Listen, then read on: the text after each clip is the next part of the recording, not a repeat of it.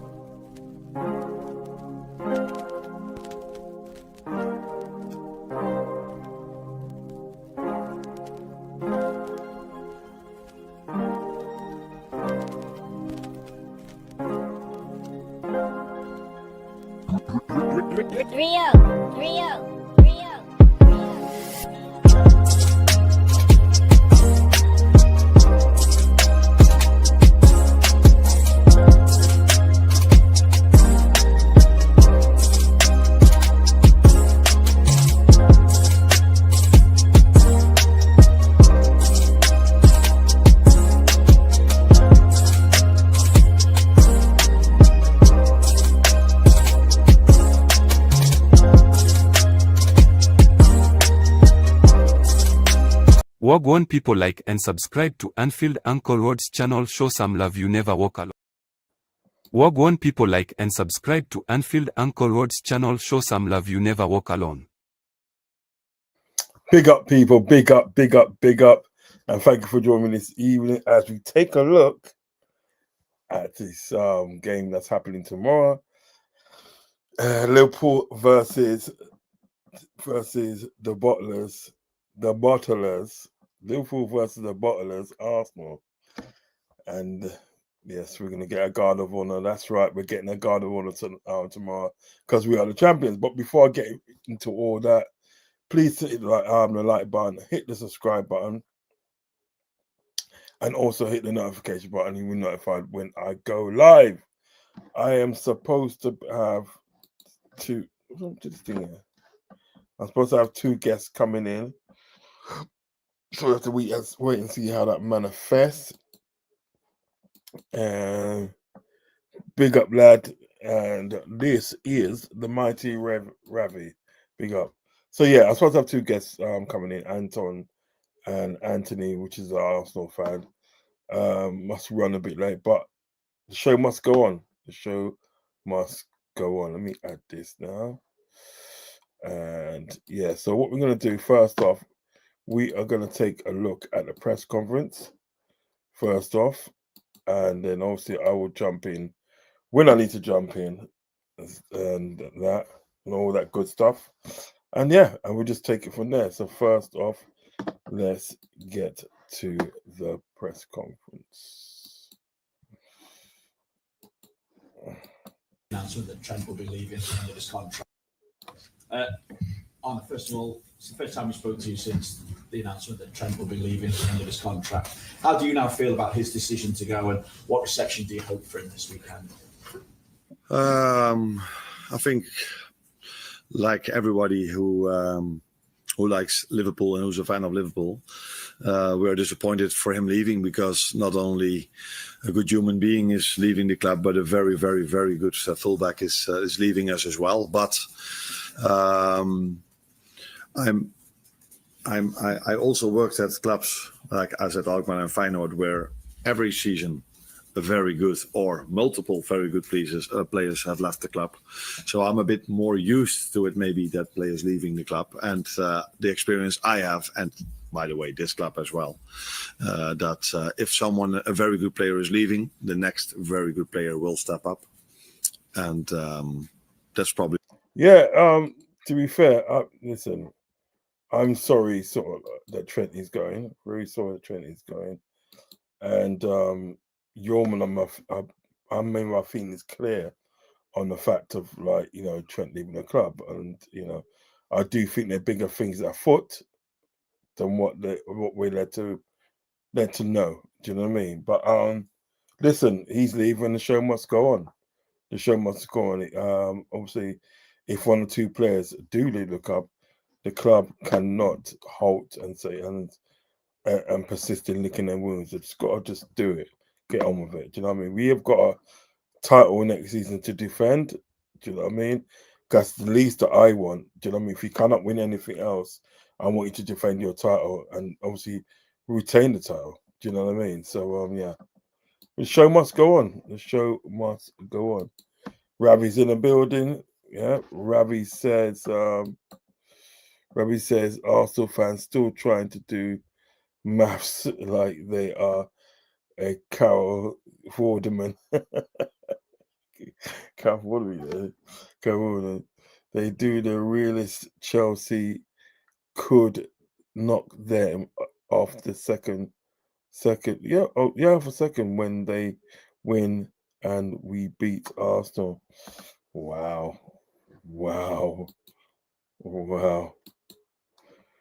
Yeah, wow. That's all I can say.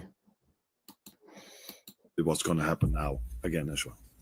What about the situation, though, about him possibly leaving the club ahead of his contract expiring, so he can play in the Club World Cup? Can you tell us what the club's thoughts are on that? Is that potentially likely to happen? Do you know where he's going then? We understand what the direction of travel is. Okay. No, he hasn't said anything about it himself. The only thing he said is that he's going to leave the club. So for me, it's impossible to comment on where he's going and if that is a club that is going to play in the Club World Cup. You see on my smile and that we both know where he's going to, but it hasn't been said yet. So that's impossible for me to comment on. And team selection is as it's been last week. It's going to be the same thought process go through my mind for the Sunday game. I think if Connor would have been available for Chelsea, he would have started already against Chelsea. But he wasn't, so there's a fair chance that he will start, Connor. I mean, then on Sunday. How important do you feel it is to round off the season now in the right fashion? Obviously, you've got a chance now against Arsenal. In some ways, people look at it as potentially an opportunity again to lay down another marker ahead of next season. But do you feel you need that momentum to carry into next season now as well? I think we want to win every game of football, so we were disappointed losing against Chelsea. And that's nothing different for Arsenal. These two clubs have the highest possible standards of what you can ask for. Both very good teams. So yes, we both want to win, but it's a bit different than when the league would still not been finished yet, in a sense of that we wouldn't have had won the league title yet. But yes, we definitely want to win the game, but I don't think that's any different to Arsenal. Anna, did you watch Arsenal in the week, and how do you assess the shape that they're in heading into the weekend? Yes, of course, I've watched it. I've watched Inter against Barca as well. Sorry? That was better. It was a great game, wasn't it? It was, but a friend of mine said to me, was it that much more entertaining and that much better, or was it because every chance? Yeah, I watched those games as well. And I especially like the Inter and Barcelona game. That was a good game. That was a real good game. Ravi says, was how did Zumendi end up going to Arsenal? I can't understand that. I don't understand that. As I said to my mate earlier on, I said to him, listen, there's two things with that situation, yeah, and they are as follows. The first one is that we was interested.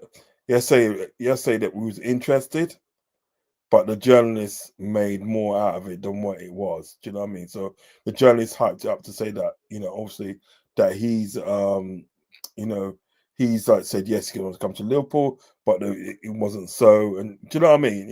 They hyped it up. The second thing is that they fucked up the they fucked up the actual sort of like transfer, because I can't see why he said yes to us. Yeah, he said yes to us, and he was gonna come, but then at the day he said he wanted to stay because he's homesick. Blah blah blah blah blah. 10 months later, you're supposedly gonna go to Arsenal. Isn't that Arsenal's not in Spain? Arsenal's in England. Do you know what I mean? So to me, at the end of the day, it's the whole thing is ludicrous. The whole thing is ludicrous.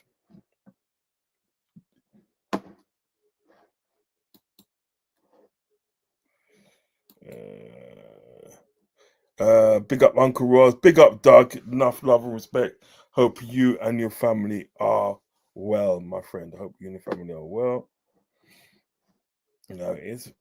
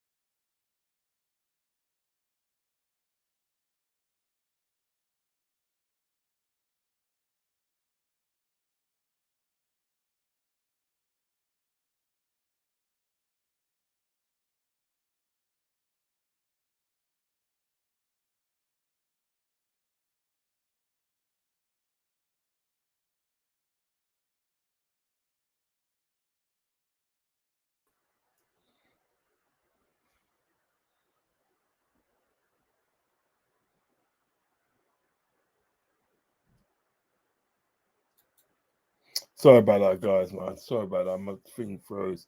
And it just went mad. The thing just went mad. Still.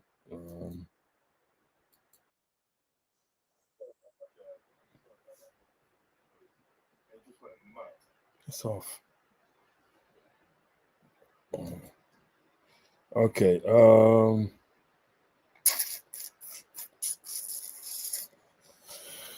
All right, let's finish off these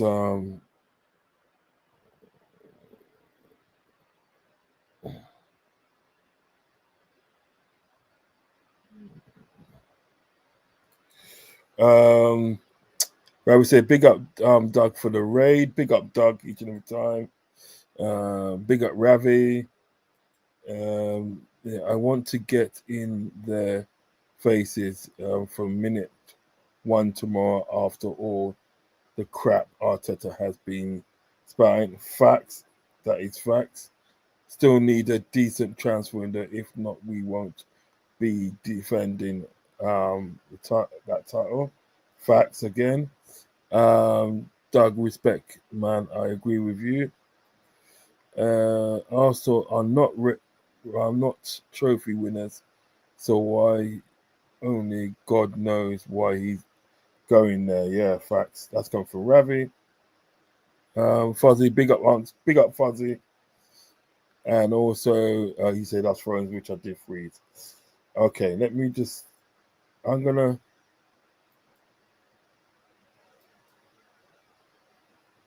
play this thing again, yeah? Shit, this thing again.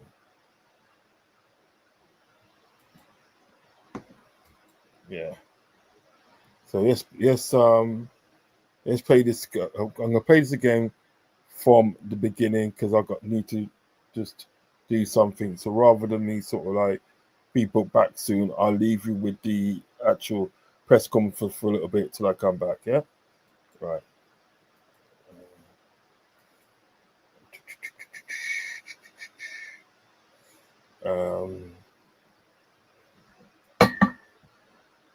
Well, it's the first time we spoke to you since the announcement that Trent will be leaving at the end of his contract.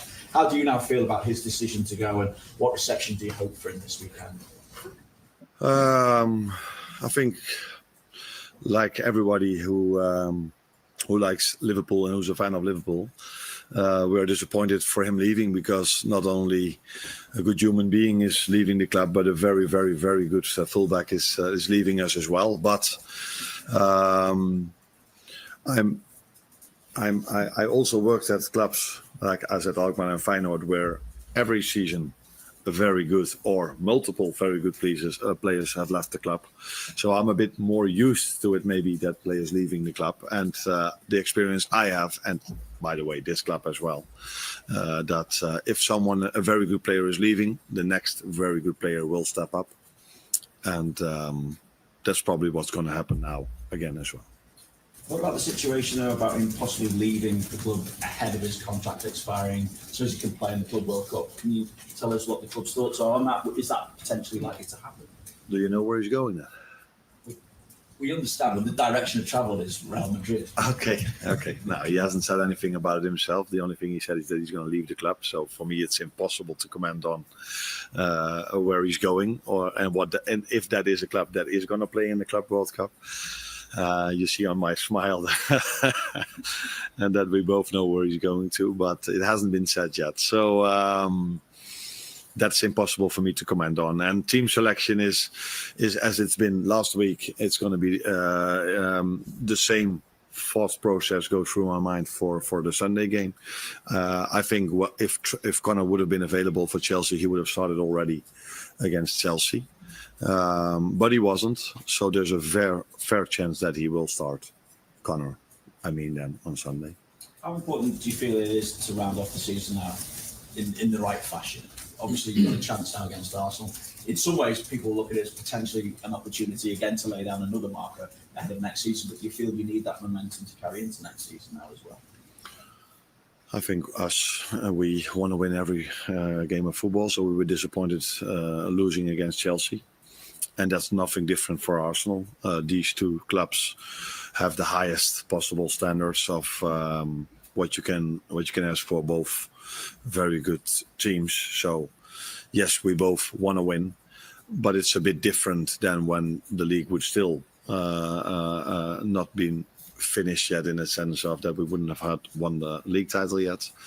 But yes, we definitely want to win the game, but I don't think that's any different to Arsenal. Anna, did you watch Arsenal in the week, and how do you assess the shape that they're in heading into the weekend? Yes, of course, I've watched it. I've watched Inter against Barca as well. Sorry? That was better. It was a great game, wasn't it? It was, but a friend of mine said to me, was it that much more entertaining and that much better, or was it because every chance at Inter and Barcelona it was led to a goal, and then all of a sudden it's 3-3 or 4-3, and everybody's wow. But maybe the same amount of chances were there with Arsenal playing Paris Saint-Germain, but not every chance was a goal because of both goalkeepers. And I knew already how good Donnarumma was facing him here at Anfield. So that wasn't a surprise to me. Both games were, I think, a joy to watch. So there's been not so much said about the format, but I think the end stage of every tournament, no matter what the format is always nice. And the quality all four teams have shown in these 4 games has been extraordinary as well. So joy to watch both games, to be honest. I know you've spoken about Conor Bradley a fair amount in recent weeks. I just wonder now that there is certainty over Trent's situation, how highly do you rate Conor in terms of, I know there's a lot of potential and what he's shown so far in the Liverpool shirt has been pretty impressive, but to be a potential first choice right back for the next few years, can he do what Trent's been able to do and come through the ranks and establish himself as one of the best right backs that Liverpool have had?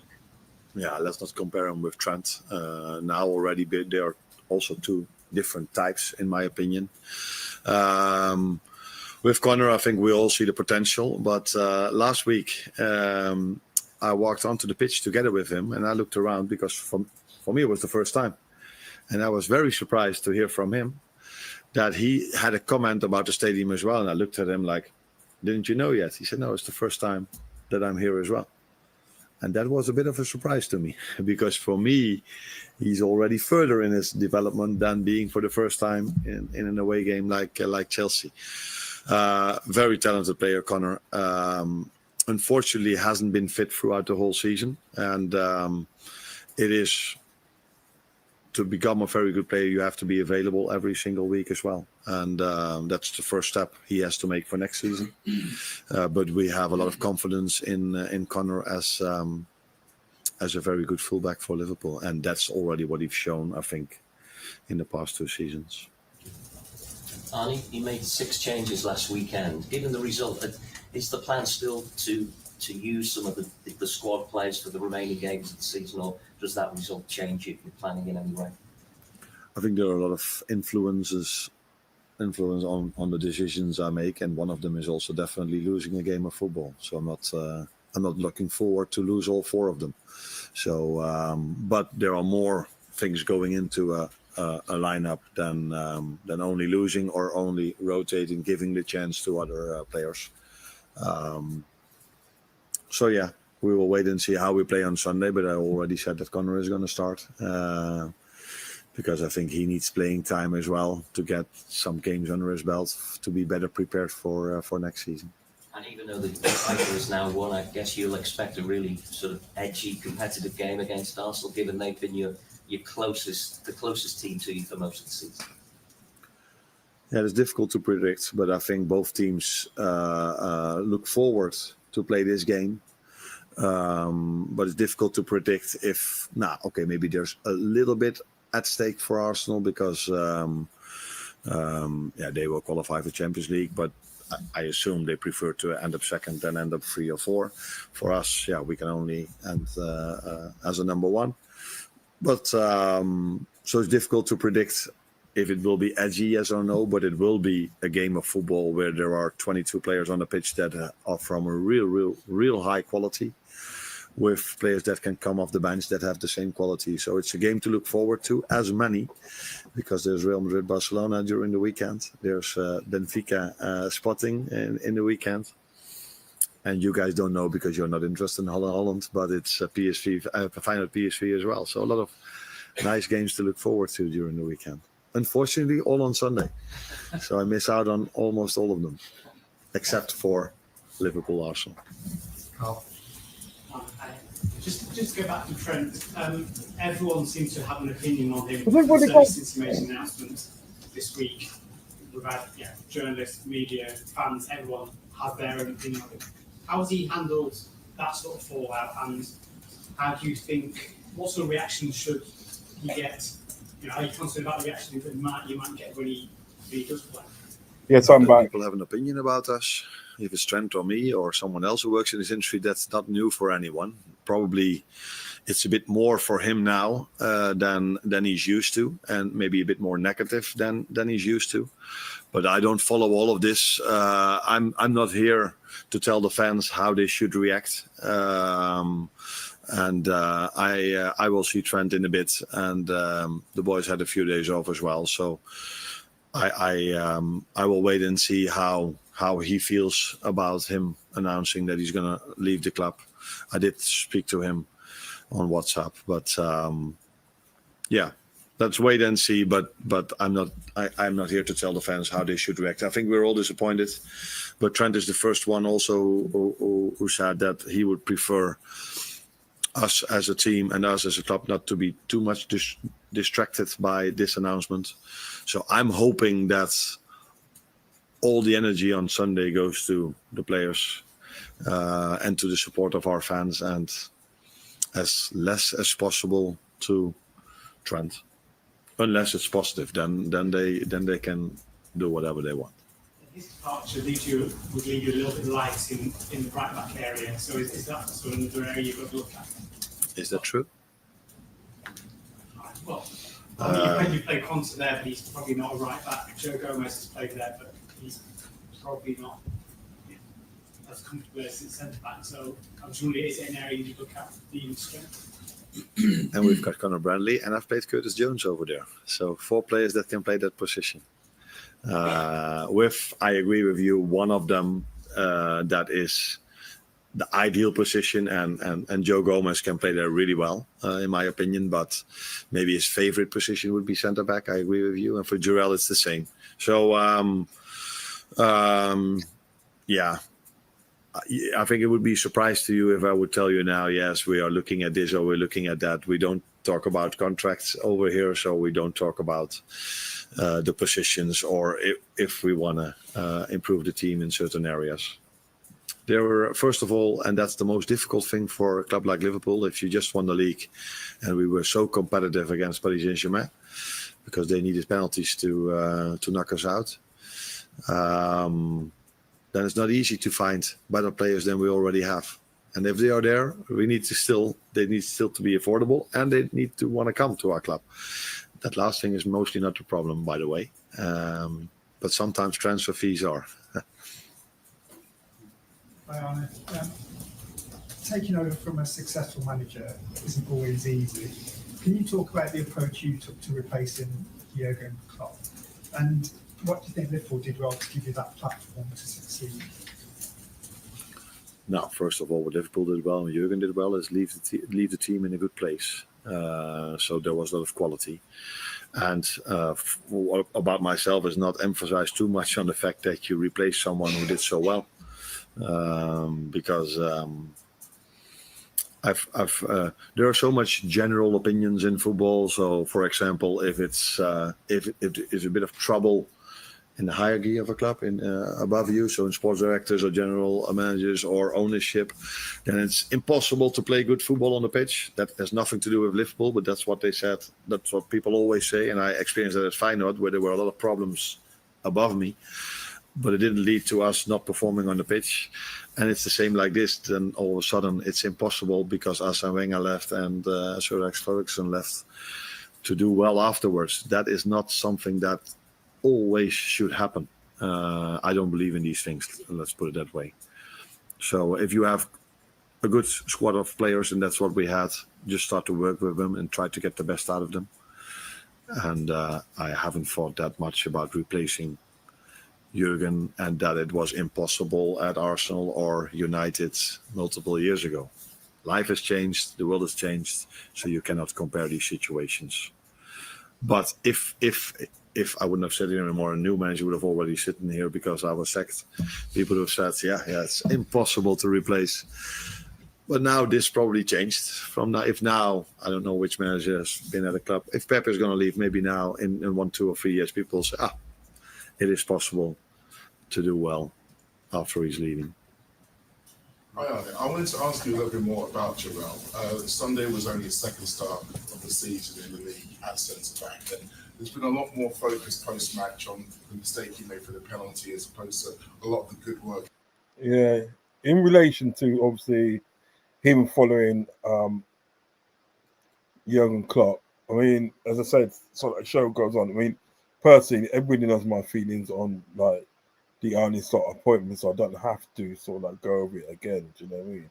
And I won't go over it again. But like, as he said, listen, he's been blessed with a good squad. You know what I mean? A good squad being left to him. He's been blessed with that. So, but he's still got to do what he's got to do, and he's done it well. I mean, you know, I always said, you know, I always said this. As I said, that you know, my feelings on his top. But I said, if he comes in and does well, if he does something good, I will give him his props. You know what I mean? I will say, yeah, man, you've done well. Now, if that next season he can sort of like, you know, win another major honor or retain the league, yeah, he'll get props from me. Every time he does well, he'll get props from me. Do you know what I mean? But if he does bad, like with any manager, he gets criticised. You know, it's just like that. So yeah, I understand what you're saying. Do you know what I mean? Right, we're gonna take a look at we are gonna take a look at Mikel Arteta.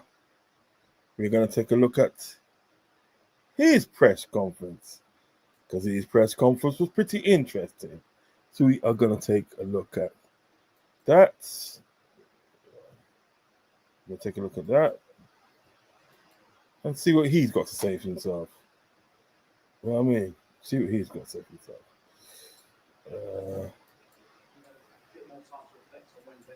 I'm more settled. I think it was one of the saddest, but one of the most proudest moments that I had as an Arsenal manager for many obvious reasons. And in terms of your assessment after the match, you suggested that Arsenal were the better side over the two legs and that Arsenal have been the best side in the Champions League this season. Do you stand by that assessment? 100%. I'm watching it back. I'm watching all the stuff. How can you say that you're the best? You're the best over the two legs. How can you say you're the best over two legs and you lost it? You went out. You scored one goal in. You scored one goal in two legs. Two-legged affair over the semi-final, and you scored one goal.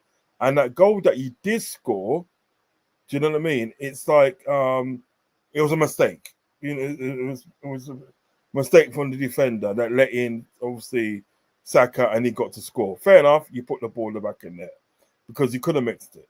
But like, you know, one goal over two legs does not make you the better team out of the two, especially if you didn't win. Yeah. Also as well, right? You're saying that you're the best team in the tournament, 100% the best team in the tournament. You're not in it. You're not in it. Yeah, it's true. It's true what Ravi said. He's clueless. How can you say that? You're the best team in the tournament. You didn't win it. Hold on. You just about qualified for the knockout stage. You just about qualified for it. Does he realise this? Does he realise that Arsenal Football Club just about qualified for the knockout stage? Yeah, right. You got beaten in the semi-final, right? And then you want to tell us that number one, you're the best team over 2 legs, and number 2, at the end of the day, that you're the best team in the tournament.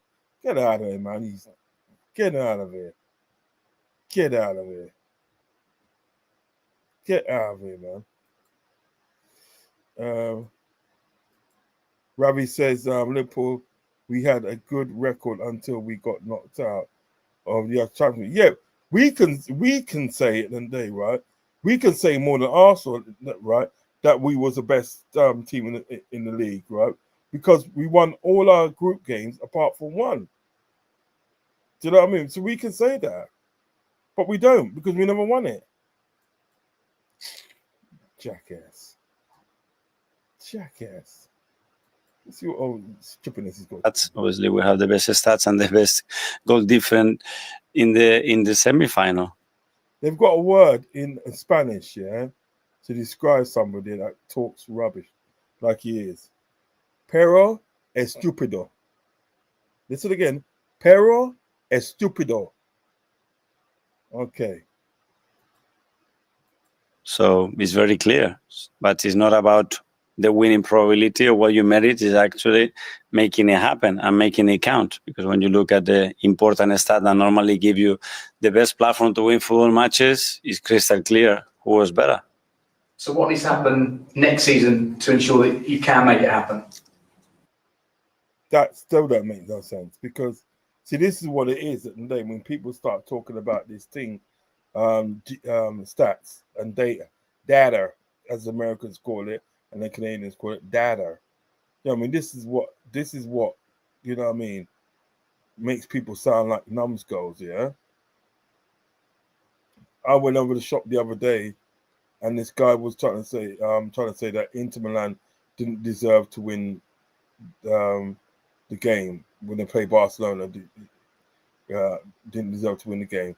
He's picked out one foul of what an Inter Milan player did in a Barcelona player when there was fouls flying in left, right, and centre from both teams. There was fouling in trouble for both teams, right?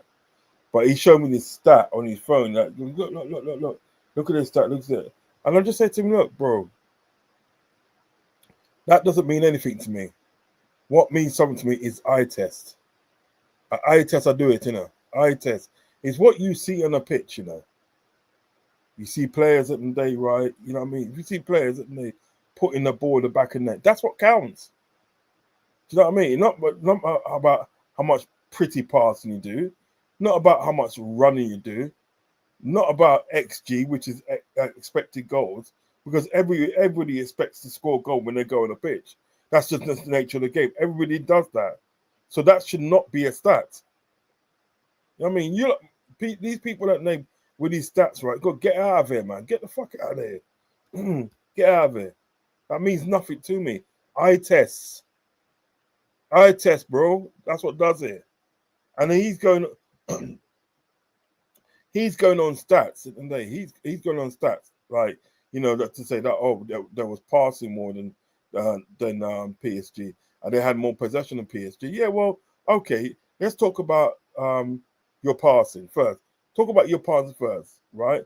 Your Arsenal's passing over the 2 legs, yeah, over the 2 legs of PSG. What did it lead to?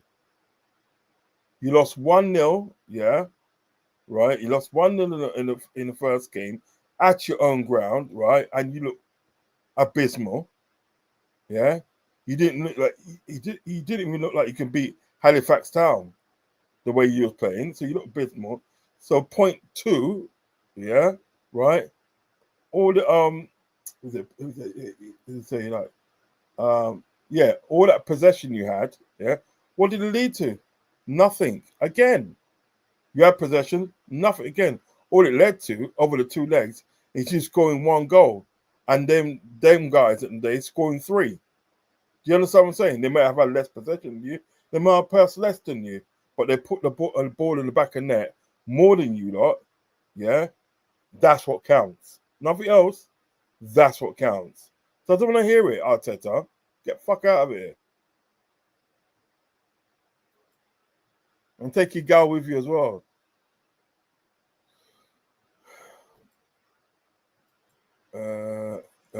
Odegaard is a waste of time. He is a criminal. how he is how he is captain. It's mad.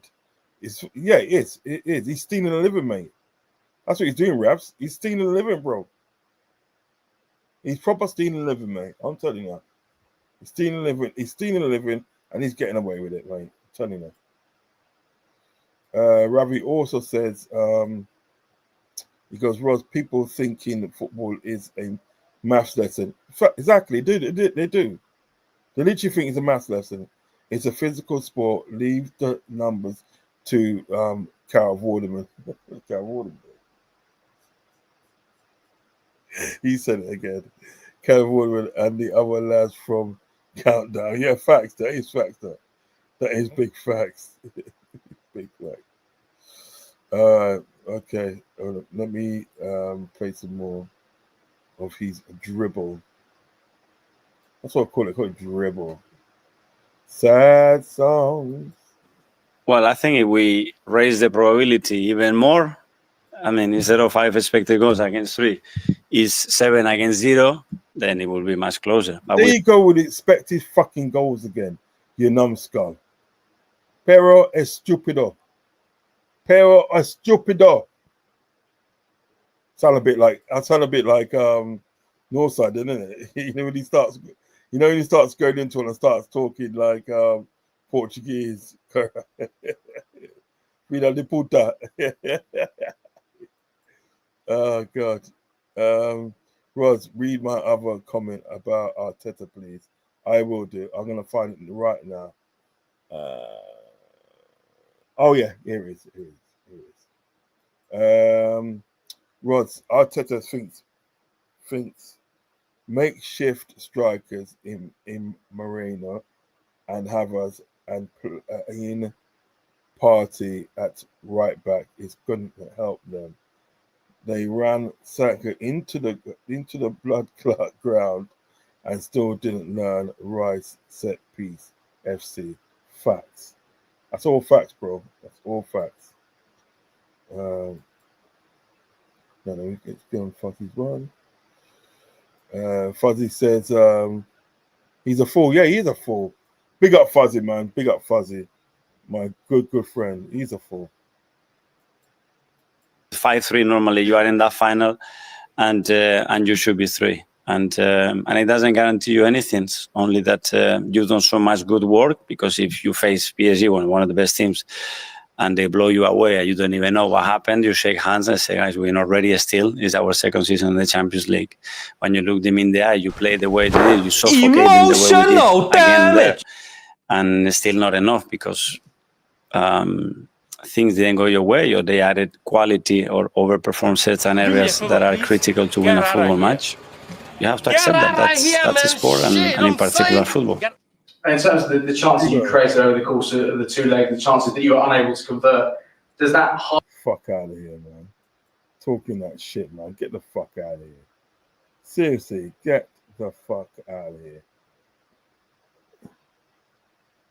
Get the fuck out of here. What's this one?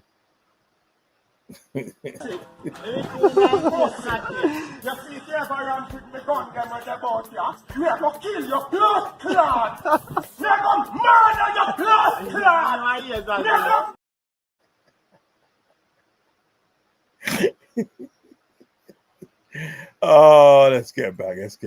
Highlight what needs to happen this summer. Yeah, but I mean, that's very volatile. And regardless the players that you have, it happens. And nobody can predict. When you watch the semi-final Inter-Barcelona, if any of you could predict who was going to score, how he's going to score, it's impossible. It's the right back that I play with this score. Yeah, but that's not the point. That's not the point. That's not the point. That's not the point, Arteta. It's really not the point. Because the point is that this score and they're through to the final and you're not. Again. You know, that's the first time in 16 years that Arsenal's got to the semi-final. Seriously. First time, 16 years. Since this Champions League started, they probably got to one final, that was it. Fucking numbskulls. Roz, when Ivan Toney was available for 40 million, they turned they nose up at him, and now they are in a bigger mess. It's true, though. It's true. It's true. They thought it was too proud to have Ivan Toney. Saliba will be off to Barca or Madrid soon. Facts. Don't win anything, mate. You know what I mean? Don't win anything. What do you guys think of the Zubimendi thing? Because they're apparently getting Zubimendi. What do you guys think of Zubimendi situation? Let's play some more. For a goal, he has the best chance in the game. He missed it. The centre back that is left footed, he scored with the right foot there against us. Hakimi, that for sure. He shouldn't be in the game the last 10 minutes of the first leg, so he could not play the second game and score when the expected goals are 0.07. I mean, it's a lot of random things in football. Last couple from me. What the fuck you on about, you numbskull? Seriously, what are you on about? There was clearly a lot of emotion on Wednesday night. The players were clearly absolutely devastated. Just how much of a challenge is it to lift everybody for these final 3 matches of the season? Because there's still work. But this is what we are. I mean, when we get so close to win big trophies that you don't achieve it, it has to be part of that journey to be able now to go immediately into a different competition and to perform at the highest level. That's it. Finally, from me, will there be a guard of honour for Liverpool at the weekend? And how painful will that be to give them that respect? But they deserve that. I mean, they've been the better team. They've been the most consistent. What Arne and the coaching staff they've done has been fascinating. It's been really good, and they fully deserve it. And that's the sport. When somebody's better, you have to applaud. And that's about the only sensible thing that you said, Arteta. You know, seriously, that is literally about the only sensible thing you said. Seriously. I just think it was planned for Zubimendi to go Arsenal, but he will get it when he ain't won anything. Hear that?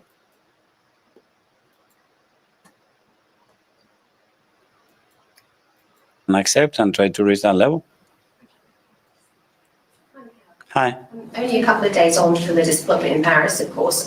What message have you been sending your players in terms of ending this season as strongly as possible to consolidate that second place? Yeah, that's that we felt in the manner that we went out very, very proud. Make sure that we finish the season in the same way. You cannot win the Premier League, that's clear.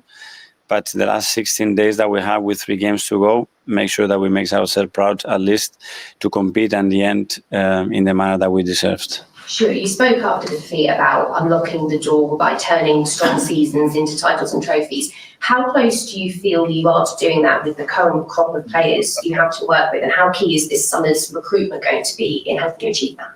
We are there because with the amount of points that we have generated in the last few seasons, we should. Listen, you spent enough money as it is, yeah. Right, you spent enough money as it is, and I hate to allude to you, Arteta, you're not there. You know when they're winning like the Premiership or Champions League, yeah, right? With the amount of money that he spent since he's been there. You've been at the club, next season will be 6 years you've been in the club. 6 seasons you've been at the club. And what you won? You've won the FA Cup, that's it. I'm not going to say, obviously, it was with another man's team and that. I'm not going to say that because, you know, it happens to a lot of people, a lot of teams. Yeah. You know, when they get a manager in the summer or in mid-season, they're playing literally with sort of like other the previous managers' players. What they've done, they've implemented their ideas in order to try and make it better. So that refresh the team. But when I look at Arteta, you come in and you won the FA Cup, or, you know, 5 seasons ago. Yeah. And that's all you've done. That's all you've done. You haven't done anything significant since then. You haven't shown us at the day that, you know, you're able to sort of like handle a title charge. Remember, there was a season like 3 years ago when you had and was it 93% win rate, but you still end up losing the league. You was blowing teams away left, right, and centre. Yeah, but you still end up losing the league. You understand what I'm getting at? Yeah. Then the season after that, you was playing very good as well. And you still end up losing the league. Right? This season today, you started off well, but you dropped off. Yeah. Now, they want to fool you and try and tell you it's down to sort of like injuries, referee decisions, and blah, blah, blah. They will give you all kinds of excuses. And I always say, excuses like arseholes, everybody's got one, mate. Simple as that, right? We had a season that day when we had 12 players out. We had 12 players out, but we still won the League Cup. Do you know what I mean? So, due to that happened, right? And then now you're speaking about like injuries, and you're saying like, you're saying that Liverpool ain't played anybody in the league, and this and that. Do you know what I mean? Right? It speaks more about you guys than what it does about us. Hold on.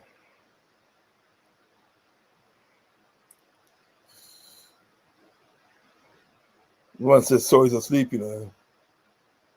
Hold on, let me just send this message.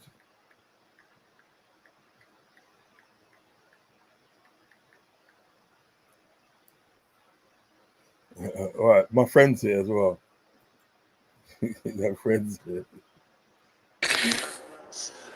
Sorry, bro. I was asleep, bro. I was You asleep. lazy bitch. Bro, I feel like it's You like 1 o'clock. lazy. Bro, I'm sorry, man. Sorry. Oh, my days. My eyes are. Oh, it feels like morning, bro. You lazy bitch. Sorry, guys. Sorry, people. Sorry. Hold on. Wow. Let me Terrible, man. Let me do this to you. What is our message? Look at company at Bayern. He won the league. What phase is he in? They won the league today, didn't they? Who won the league? Bayern. Oh, yeah, of course. Well, the I'm Arsenal against. fans there must be fuming, man. Remember at the day, if you remember that's like Michael Elise's first time winning a trophy. Yeah.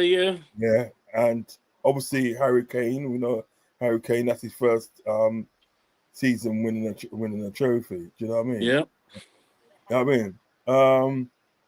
I'm gonna play back this thing with Arteta, right? And you let me know what you think, yeah? Some of the things he says, right? Go back to it.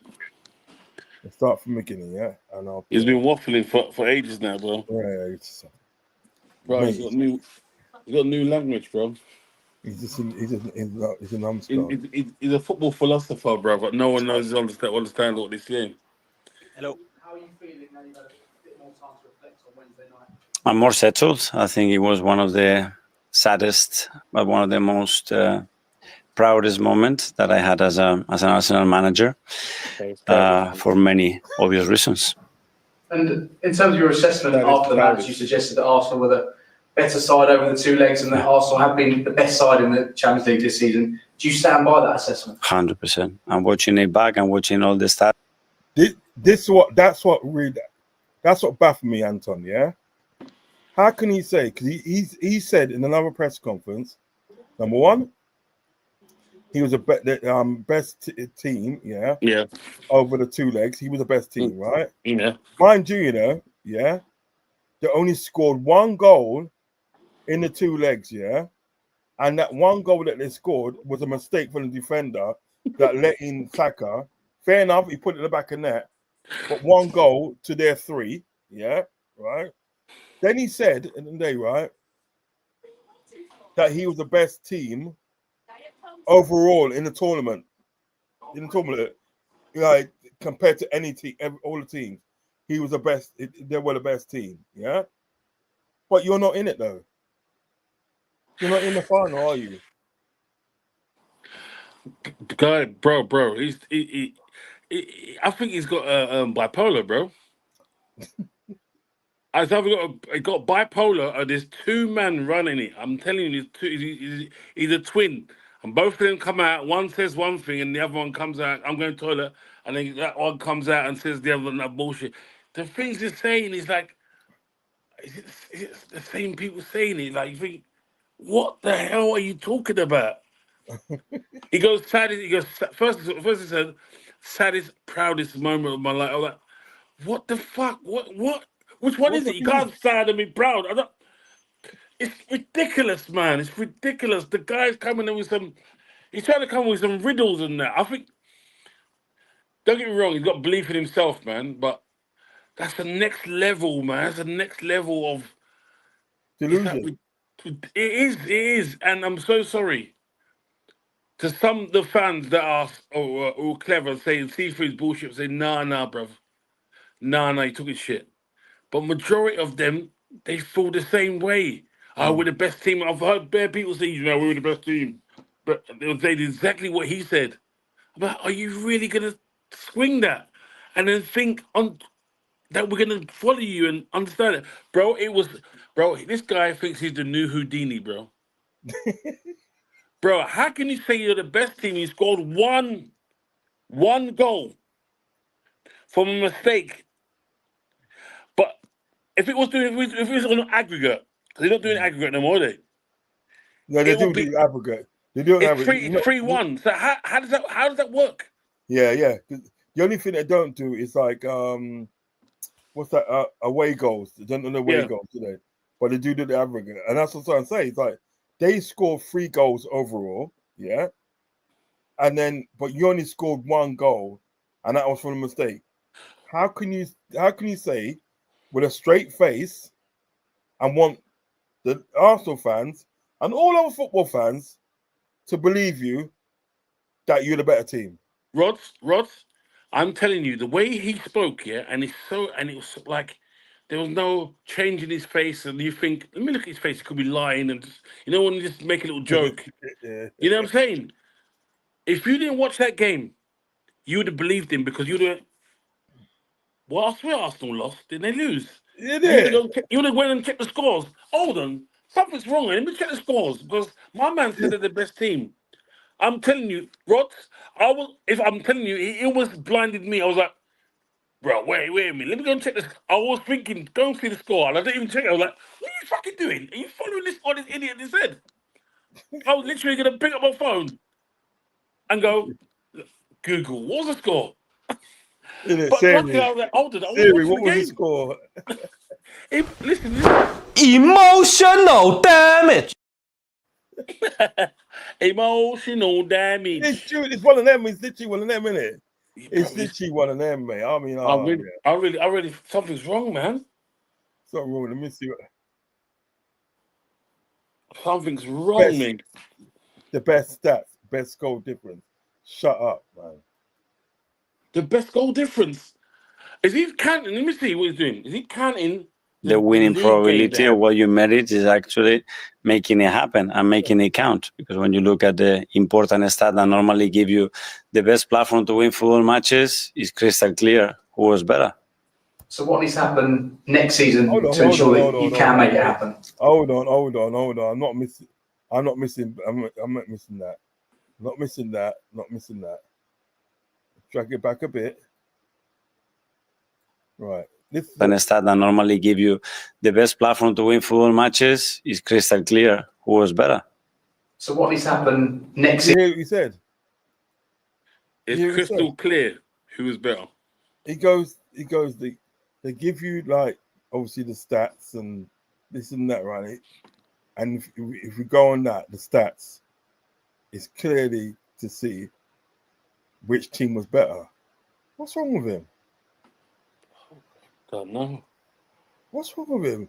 Does he know at the end of the day, stats mean nothing? Stats literally means nothing. Do you understand what I'm getting at? It's like, this is what I'm saying, that people at the end of the day getting carried away with his stats, like GA and all this and all them fuckery there. You understand what I'm saying? They're getting carried away with that, right? And I always say, what it is at the end of the day, when it comes down to it, right? What it is eye tests are doing to know. Yeah. It's eye tests. It's what you can see. And I'll give him his dues, I'll give him his dues. They did the second game in Paris. First 15 to 20 minutes, they was keeping them on toast. It was constantly in their area. Yeah. You know what I'm saying? I'll give them that. But but he didn't penetrate the team. He didn't penetrate the goal. He didn't go make a ball go past the keeper into the goal. The He thing is, didn't score a goal. I always say this, yeah, right? It's all right, and you having your passing and obviously possession and so forth, but what do you do with it? Do you know what I mean? What did you do with all that passing and all that possession? What did you do with it? Now, if at the end of the day the other team, yeah, has outscored you, yeah, score more goals than you, well then I'm not being funny. Then you haven't done anything, have you? No, you ain't done anything. You haven't done nothing, and that's what this is. What my problem is, right? The modern day fan, put it this way, brother. The modern day fan haven't grew like me, you, and Fuzzy. Mm. You know what I mean? When we can look back and we can tell you about some ballers, like you know what I mean. I was talking the other night, right? Hullet was talking about Franco Baresi, Costa Curta, Maldini. These are professors of the game, you know. You know what I mean? They took what position they had on the pitch, yeah. They took it as a fine art. It was like a fine art to them. So I mean, this is my craft. Whether you're talking about Di Baggio or whether you're talking about Simeone Inzaghi or his brother Filippo Inzaghi, Alexandre Nesta. These people took this thing as a fine art. Yeah. You think they're bothered about GA, XG,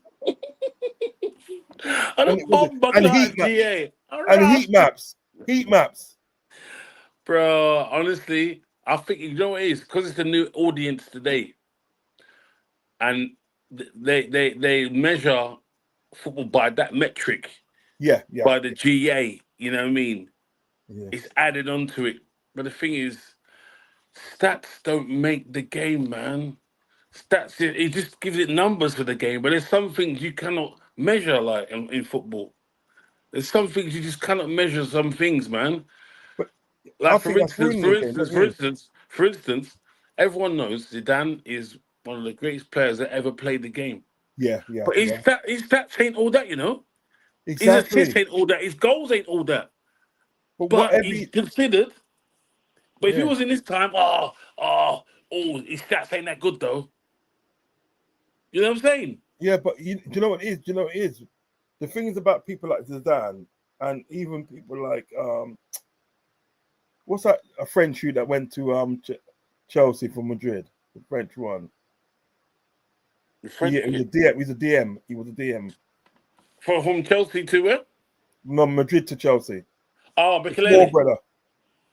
Makelele. Yeah. Right? The thing is with those sort of players at the day, right? Their stats may not be all that, yeah? Right? Is because whatever they done it effectively. Yeah. You know, effectively. Of course. If they were supposed to stop somebody, right? They had the right footballing IQ to be in the right place at the right time. Of course. If there was to make a pass at the end of the day, right? They made it at the right time. Yeah. You know what I mean? And it 10 times out of 10, that pass is reaching that person. You know what I mean? So whatever they done was effective. They didn't bother about GA, heat map, and all them things. what they went down for? They know. They know where to be. Like, remember Sammy Hippier? Yeah. Right? Do you remember when he lost his pace? He lost his pace in the name.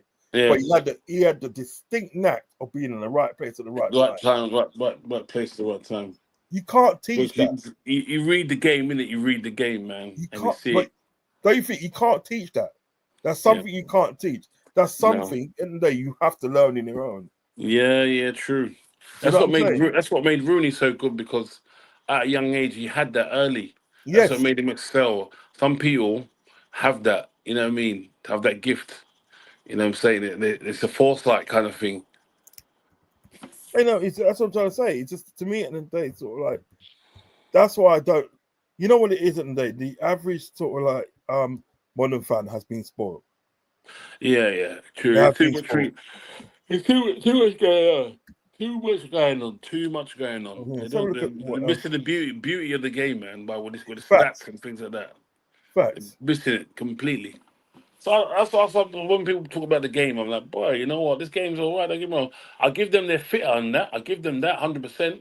But the talent was not like it used to be, man.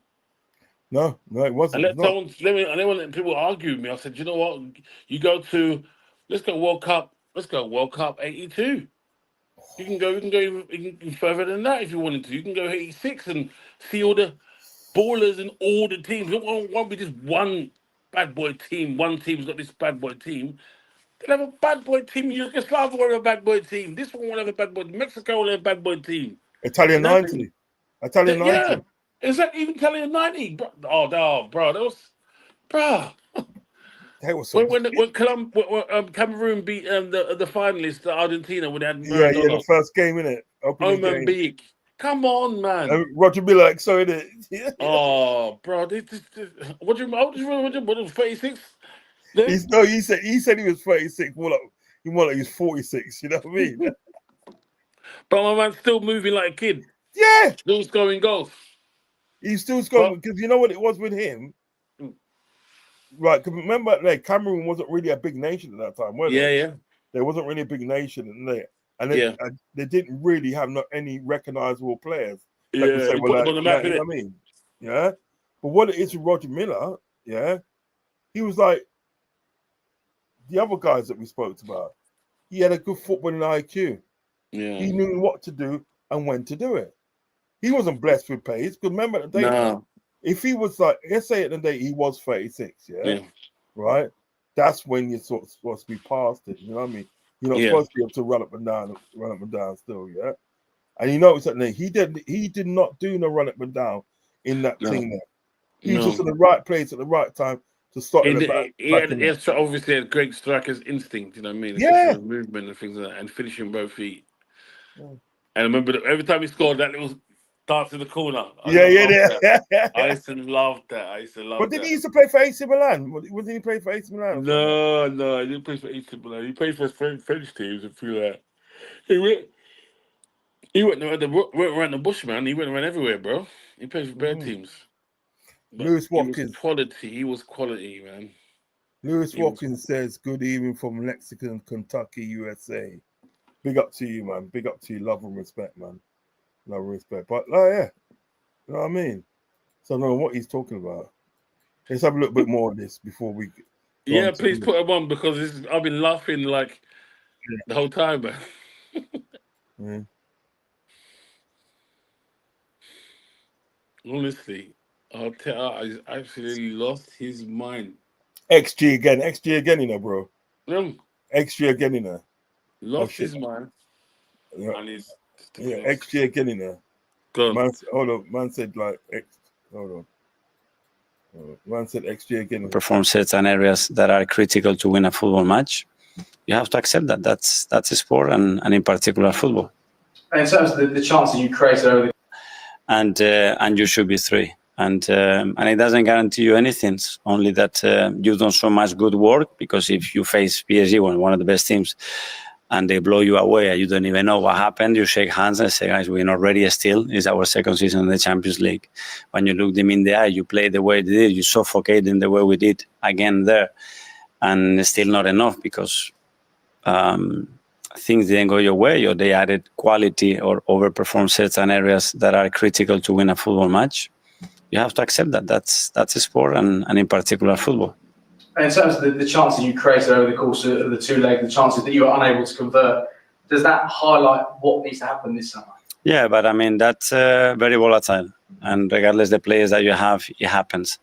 And nobody can predict. When you watch the semi-final Inter-Barcelona, if any of you could predict who was going to score, how he's going to score, it's impossible. It's the right back that I play with, score a goal. He has the best chance in the game.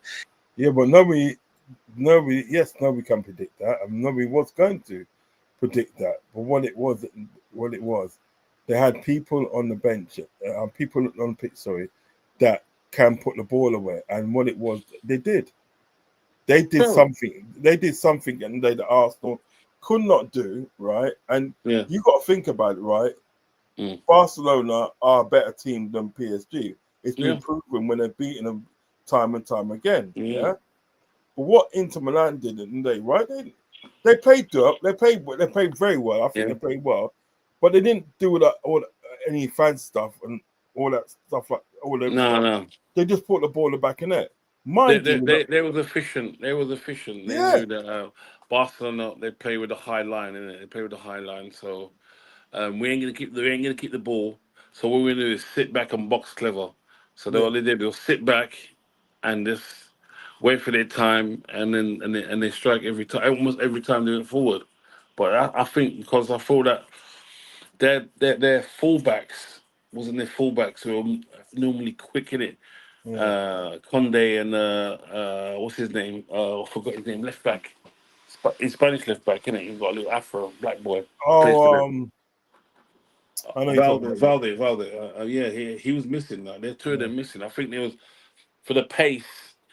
They would have been nice for them for just clean up. You know what I'm saying? But yeah, they I took their thought- chances. I don't think it was a great game. I feel like for No, me, it I was, actually enjoyed it. I You know? thought, yeah, but it's all different strokes for different folks for me. I feel like it was one team wanted to play and one team just wanted to sit and counter attack because they couldn't really play against Barcelona. They couldn't go out and play Barcelona. They had to play their way for them to win. If they would have stood there and they said, "Look, we can play football as well, keep ball." It's not like they were playing against Sassuolo in their league. You know what I'm Sassuolo, saying? yeah. Because when they're playing against Sassuolo, they wouldn't be playing like that. They would have win, innit? But yeah, they were just waiting for the waiting for the time to strike, for them to make a mistake, counter attack, goal. For me, But don't but you they play their way. You know what I mean? I'm not knocking it. That's how it goes. But do you think at the end of the day, if you come up against a team which you know that's good, right? And admittedly, you know what I mean, obviously not many people can admit it, but you know that you're probably not as good as what they are. Yeah. Ain't you gonna play to your strength? That means that they like. Yeah, that's what. Yeah, you're right. You're right. Yeah. I was saying to someone, they were saying that to me. They said, "You know what? Well, exactly the same thing you said it. Like, when you play to your strengths, exactly the same way." I said, "Yeah, fair dues to them. Look, they want to get to the final. It might be stinky for most people, but they got there in the end. You know what I'm saying? So, but do you know think the crazy thing with the with Arteta and PSG, bro? It's absolutely mind-boggling. Something to cross you, Uncle. Yeah, no, it's true. Bro, think about this, right? Say if Arsenal finish all their chances and PSG finish all their chances, they would have lost. I don't understand this Yeah, metric, you're bro. right.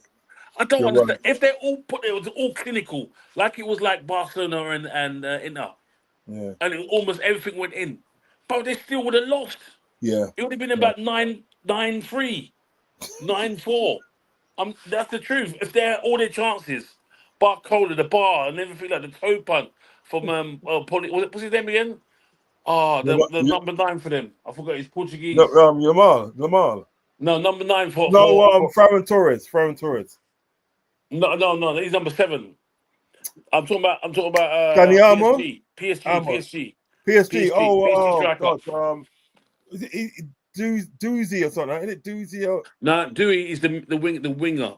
I'm talking about the striker that came on and hit the bar in the Emirates when he toe punted it, hit the bar. Who's that? I forgot his name. Number 9. I forgot his name. I'll find it. Fernandez. What? Not Fernandez. No, it's Portuguese. I forgot his name. Fernandez, man. Fernandez? I think of Fernandez, he's Portuguese. It's Fernandez. Yeah, could be that. Yeah.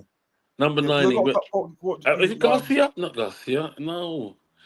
Do you know what? I think it's that sleep I had earlier, man. My mind is blocked, fam. My mind is blocked, bro. I feel like I've just woken up from from night, and I've gone. It is in the morning right now. No, I think it's Fernandez, bro. Yeah. Anyway, yeah. I honestly think they put their chances. Arsenal put all their chances away. They still would have lost that, and they keep in their head. All of them, except a few handful of fans, say that's not the truth, bro. What you're saying is not the truth. You're actually lying. You're actually talking shit. All the rest of them, like, yeah, with Arteta, even one gal I know. Oh, yeah, no, we should have battered them. Okay, what about in the first leg when they could have their chances? Could they batter you? Yeah, and again, I throw that to them. What about if they finish all their chances?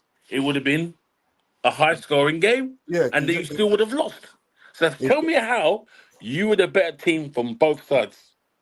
That's what I'm trying to say. Because if let's say PSG finished all their chances in the first leg, the game would have been done. They would put it this way: Arsenal may as well not showing up. Yeah, I'm telling you, Arsenal may not show up. Yeah, I'm telling you, it's one of them ones. Right, let's go through player lineup, man, because he's just waffling, isn't he? He's just waffling. Yeah, that's what he does. He's just waffling. He just gives them something to chat about. Player lineup. Okay. Starting to hold on. But the thing is, when he's done that, Rod, you know, he's not made Arsenal any better. He's not made people love Arsenal anymore. Like, you know what I mean? Like, any better, like, kind of thing. Like, you know what I mean? He's not increased it. I think he's decreased the love now. Oh, yeah. Because I remember some people like, bro, I used to hear him talking to, you know what, he might have some sense, but now, me watching the game, I don't believe he's telling the truth. And when he said that, when he said, "Oh, I asked the bench, and the bench told me you were the better team," and he goes, "Who?" A woman goes, "Who was he told?" He goes, "All of them." You're lying to the guys. All of them came up to you and said, because he can speak French, obviously, because he used to play for Paris Saint-Germain when he was young. He used to play with Ronaldinho and that. Who? Yeah. Arteta. Okay. Yeah. So he's saying that all of them said that, but when they asked Luis Enrique, what happened? He goes, "No, that didn't happen. I'm sorry." I wish they did. I wish the bench came out and said what he said is a lie. No one said that. I'm telling you, it'd be the best thing ever. But they, obviously, for being polite, they're thinking, you know what, better not say anything. You know what I'm saying? Because he's probably telling them what they want to hear. And if we came out and said he didn't say that, it'd make him look stupid, innit? Yeah, he's freaking. He's bloody stupid anyway. Right. Who goes in goal tomorrow? Who goes in goal? You know what? Big game. Do you know what? Allison. Okay. Allison, even though I would like Kelleher, it's like still. Is it the last game we're going to play at home? Sorry? Is it the last game we're going to play at home? Yeah, against Crystal Palace. Okay, do you know what? We'll let him play that game. So, Allison. Right, okay. Keep it straight, bruv. Keep it straight. Straight first team. Well, Bradley's playing tomorrow anyway. Yeah. No. Who's that? Who's meant to be playing? There's no other right back. Yeah. We can know what exactly. Yeah, exactly. Yeah, what I said, there's no other right back. Yeah, leave it at that. Yeah. I hear you. You know what I mean? If we got under 12s right back, we put him on sub. Yeah. Forget Mr. No. Yeah. Have they took his memorial off yet? I don't know. What I'm trying to think about. Yeah, we're gonna put Kanate in tomorrow as well, isn't it? Yeah. What I'm thinking about, are they gonna sort of like is he gonna be on the parade? That's another thing. Is he gonna be on the parade? Which I think it's best if he doesn't. I think it's best if he doesn't. Yeah. If he stands up, he's gonna stand up behind them people, or if he's got any sense, sit down, or if he's really clever, don't go. If I was him, yeah, I'll go to Madrid now. Just go to Madrid now, man. Yeah. Just tell them to pay that piece that if you wanna play that game, just get it over and done. Just get out about I want to come back with my kids and that. No. Yeah, you're not welcome. They're gonna as soon as Michael Owen came back, what did he get? He got yummed by them. Same with Matt Manham. They can't come back like normal. Yeah, no, you're not welcome here, man. Sorry, man. No. Sorry. Good luck, bro. Good luck. Yeah, thank you for your service. But you're not welcome here, fellas. I'm sorry. They always say that to try and sort of like adhere themselves. Yeah. To say, well, this and that, because they think, well, look, if I go over there and it goes wrong and I think that I can just come back and welcome back. No, sorry. No. You're not. I appreciate. I mean, I always say it, and with this Trent thing, I always say, like, there's more than meets the eye. Yeah. You know what I mean? Yeah, of course. And if you look at it, the way he done things, you know what? Like I said, I feel like, and I feel most people feel like this. I think it's the way Mr. Man done it. Yeah. You know what I'm saying? From the start. You know what I'm saying? Early. You The know what I'm thing is saying? about, I always Can you said say this. something? I've always said this with Trent. It's like, it was always a thing for me, and then they just be straight, like with the fans and say what you want to do and stuff, and the fans will respect you. It's Yep. because that you hit it so much, and then you decided to say it, and they were right, which is coincidental. The day after we lost against Chelsea, Yeah. you decided to say like, oh, you know what, and I'm gonna sort of like I'm going to I'm improve, gonna blah blah blah bounce. blah blah. I'm Do gonna you know what I bounce. mean? Drop ship. It's just to me it doesn't make sense. Who's our midfield? Midfield. I think I'm gonna go for the usual suspects, man. Yeah, Usual suspects. Macadona. Sorry. Gavin Uh, Macadona. Yeah, Fleetwood Mac. Macedonia. It's got that. When I heard that while I was dying, Macadona. Gavin back. And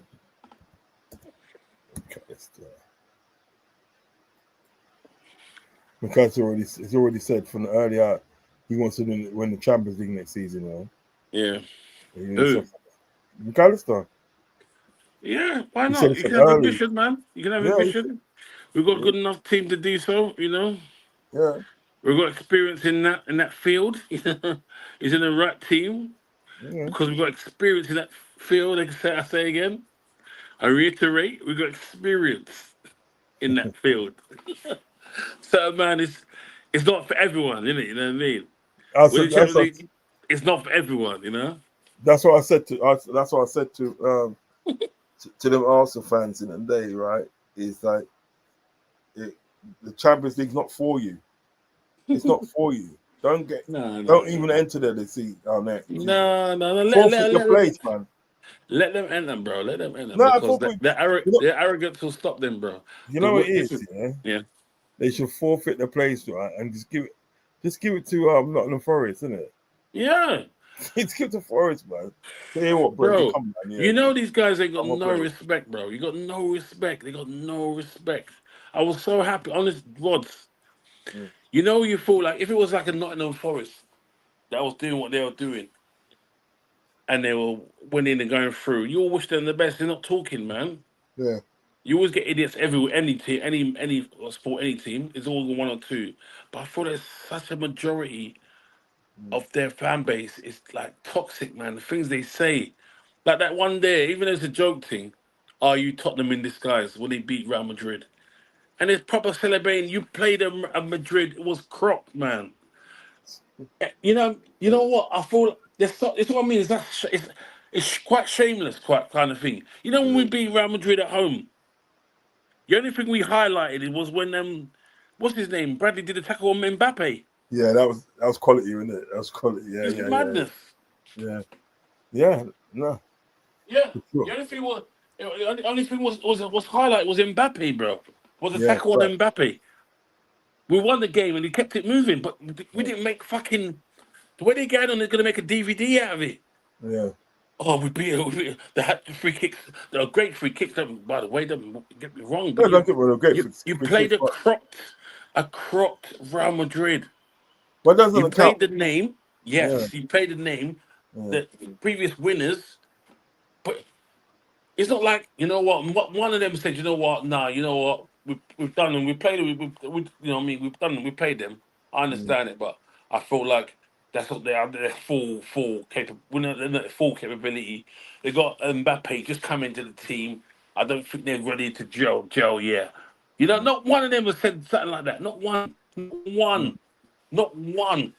I'm telling you, if I was one of the players playing that team, I would have said it. I would have said, you know what?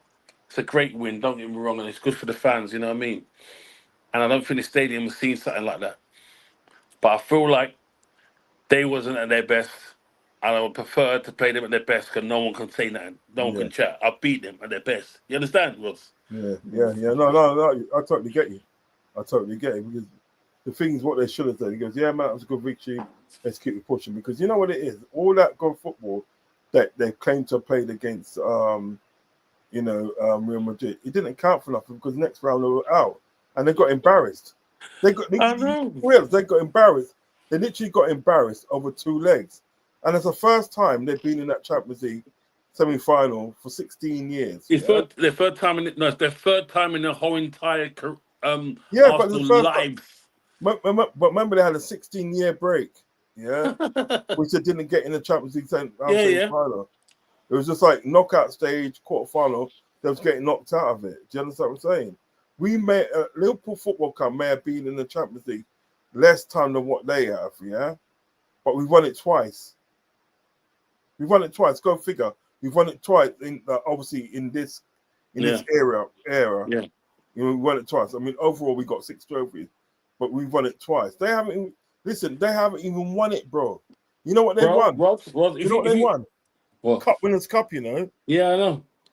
Look at that thing. Rods, the way it's like, honestly, and I guarantee everyone would agree with me on this, right? The way the Arsenal carry themselves as if they've been and done it already. Yeah. As if they've been, we should be in the Champions League, we should be winning. Why should you? It's like entitlement. For what reason do you have that entitlement? Yeah.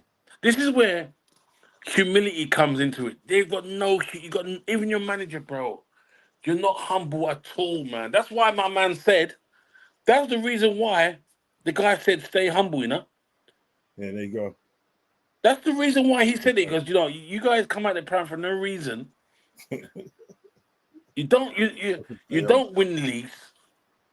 You win a little dibby cups. Yeah?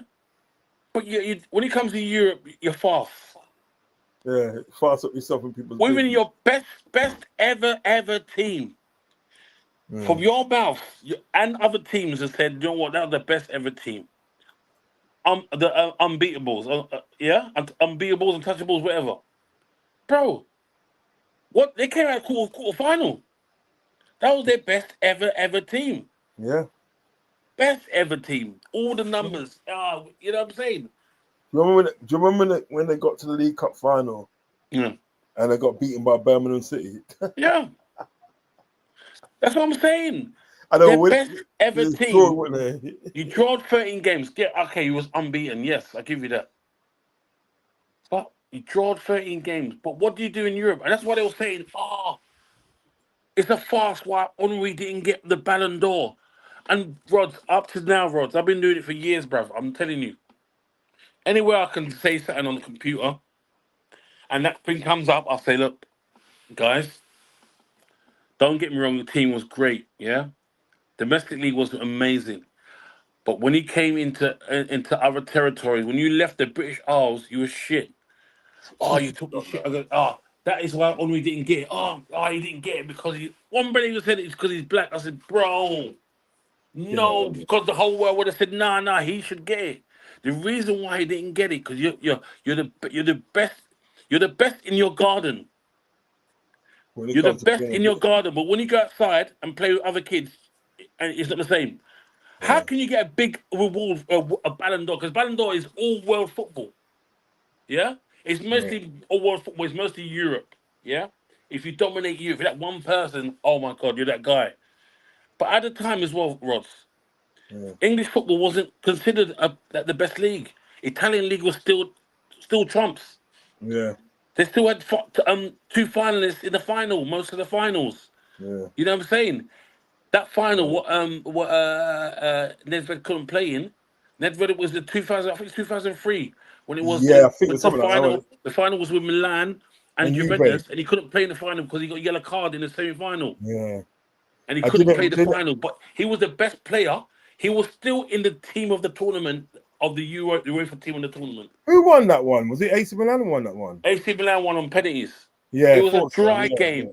It was for me, it was the driest game I've ever seen. It was boring, wasn't it? It was boring, bro. Bro, it was Didn't so Shevchenko technical. score in the first minute and they got Yeah. ruled offside, innit? Yeah, tactic. It was tactic. All the tactics Oh, it's that you can horrible. muster in Italian football. It was so boring, man.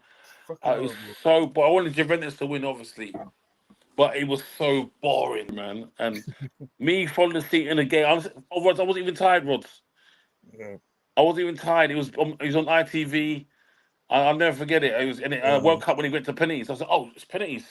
It was crap. That was rubbish. It was crap, man. But the thing is, Nedved was the best player. He Yeah. was the best player. And this is what I don't understand when they say, only should have gone. Yeah, you battered the league, you got 20 assists, 20 goals. But when it comes to Europe, you did what? Yeah, that's what I'm trying to say. That's what I'm trying to say. He did nothing. He did nothing. Your team did nothing. That guy MMA boxing says Chelsea winning the league next season. We'll wait and see. Well, no, you never know. You never know. Wait and You see. never know. Wait and see. You never know. I'm not going to rule them out. We'll just say wait and see. You never know. MMA says again, Moses is the best CDM in the world. I wouldn't go that far. I wouldn't go that far. Okay. I would not go that far. CDM. No, I would not go that far. Who's the best CDM? There are quite a few players that I wouldn't call best in the world, but are better than sort of like Moses Caicedo, and one of them's Varela from Porto. It's fucking brilliant. Like I've always said, that guy is technically untouchable, mate. He can do Endo's job and Moses Caicedo's job. At the same unbelievable technique, unbelievable strength and power and prowess. Tenacious. He's got everything. He's got height. He's got every single thing. We need him on our team. About time. I think Porto put some like thing on him so he can't go like for cheap, man. I will pay 80 million for him. Yeah, he's 80 million if you want to. Yeah. No, but don't you think he's worth it though? Oh, he's fucking brilliant, man. Brilliant player. Who else is there? There's a few. Vitinha did his thing the other day, man. Vitinha's gonna be up there. Rice is up there. Yeah, that guy that everybody wants, and he plays. Reinders. Not Ryan. There's the German guy. Julian. Is it not Julian Brand? It's not Julian Brand. Where's he play? Huh? Where does he play? Does he play for Bayern, isn't it? Play for Bayern. Is it Bayern he plays for? One of his teams. I'm sure it's Bayern. He plays. It's either Bayern or Leverkusen. But I think it's Bayern, and he like everybody wants him because he's in the last year of his contract. Oh, you don't talk about Stiller? No, not Stiller. He plays for Leipzig. I don't really rate Stiller, do you? No, I like Stiller. He plays for Frankfurt. Not Frankfurt. No, Stuttgart. I like him. Yes, you're right. Man. He plays for Stuttgart. Yeah. Yeah, because he went there straight away as soon as Endo went to us. Yeah, bro. He is. I'm telling you, Rods. Stiller. I'm telling you, he reminds me of McAllister, but he's not more attacking. He's more defensive, but very similar in build, and they got the same kind of technique. Very technical. The only thing is the other one's left-footed, one's right-footed, but they're very similar. They're small, but they'll give it to anyone. They will fight and play against anyone. They don't give a shit. Yeah. Good player, technical. He's got a wand of a left foot, man. A wand, and I think he'll fit in Liverpool, man, because he can What's play. His name? What's his name? Ben Stiller. Oh, what's his name? Oh, I just forgot his name now. It's still Cisco. Oh, Cisco, the striker. Is it Benjamin Cisco? The guy's name is. Oh, Benjamin Cisco. He was the striker. Who's the one? Oh, I forgot the guy's name now. The midfielder you're talking about. Stuttgart. For Stuttgart. Stiller. Ain't we supposed to be after him though? I thought they were looking at him and talking. I don't know what's going on, but I think he signed a little contract a couple of months ago. Who would you prefer? It might be a buyout clause. And I think we might say no. It's too high for someone like him. I really think he's a good player, though, man. Really think if he came, Endo has to go back the other way. Honestly, it'd be like thanks Endo, but yeah, this one's better, technical, left foot, can fit left back as well. Who would you, Full German international. who would you prefer, Yeah. Stiller or Varela? Oh, why you got to do that, bro? It's like asking me about my kids, man. They're my favourite of my two kids. You know what? Do you know what? Who do you love best? You know? I'm gonna go for Varela. I'm gonna go Varela. Yeah, that's my G. Varela's got the height. He's got the height as well. Yeah, that is my G. And he's technically brilliant. He almost reminds me of another midfielder back in the day, man. Not as good, but a Redondo, but he's more defensive. Redondo used to come out of his position, man, bare time, but he was an absolute class of a footballer, man. No, he was class. There's no getting away with that. You know what I mean? I mean, listen, he had some class in that day. All right, so I'm looking to fill in the last bits of this. Cool. Gappo on the left. I wanted to hit them with pace. Mm-hmm. And we're having excuse me, we're having Sabozalai playing a 10. Then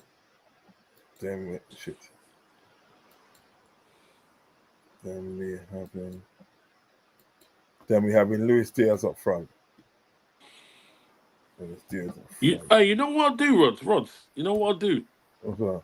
I'll say to if I was at the helm, if I was my man slot, I'll say to Nunes, you know what, bro?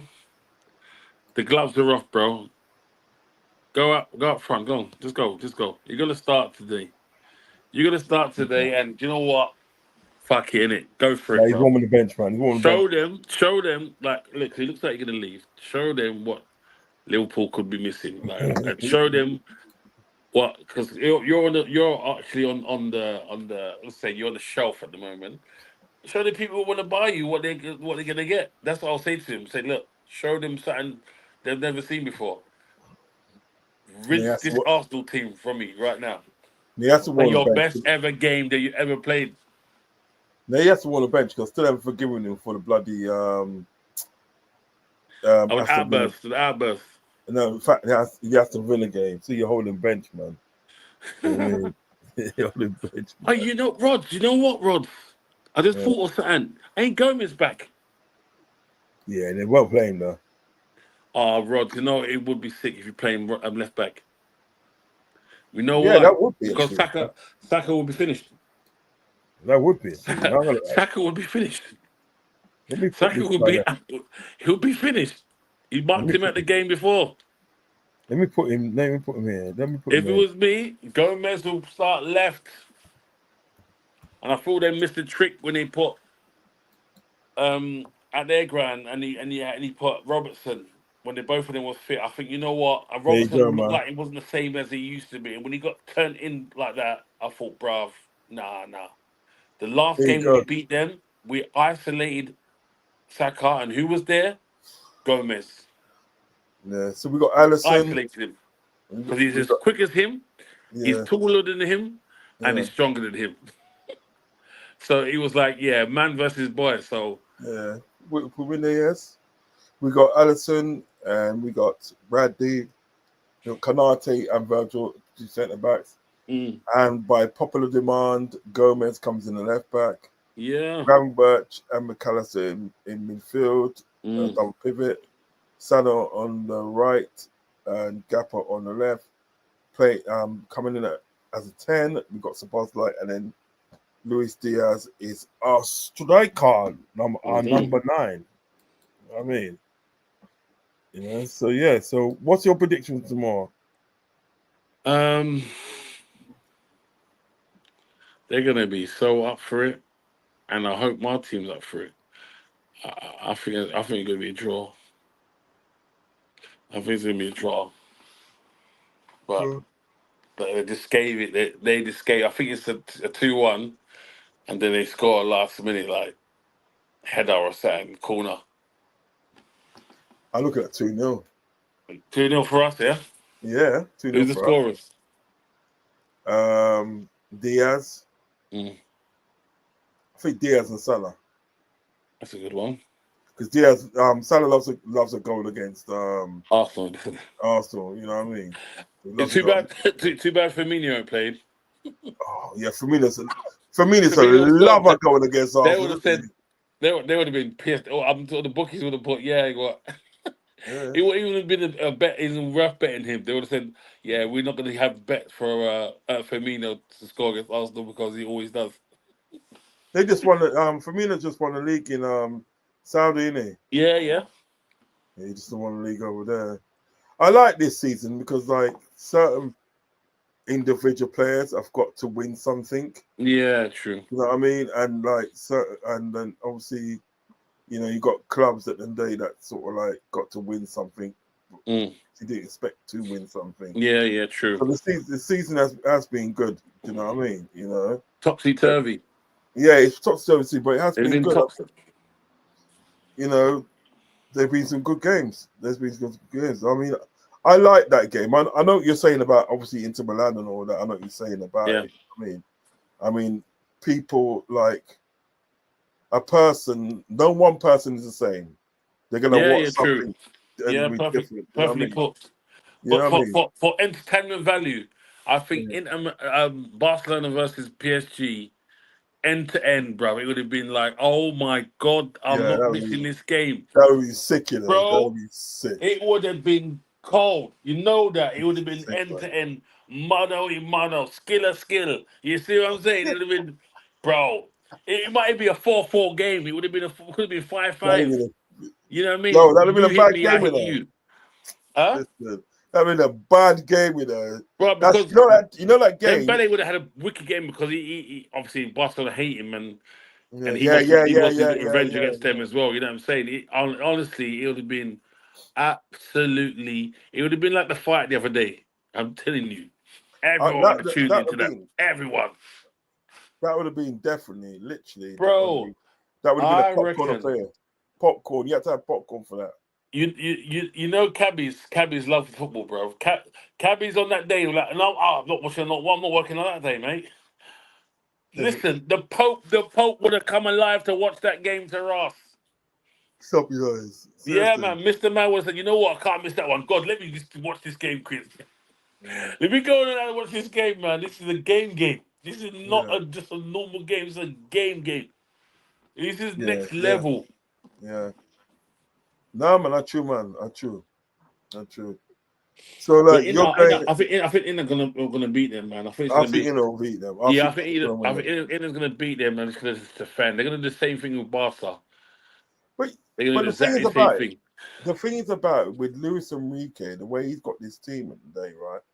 And I think with Luis Enrique, it's like he's got experience. This is the difference. He's got experience in tournaments like this. Yeah. Because he's taken Barcelona to, you know, and he's won in Barcelona twice. And he played it's Italian in the final, Juventus, remember? Yeah, there you go. Do you know what I mean?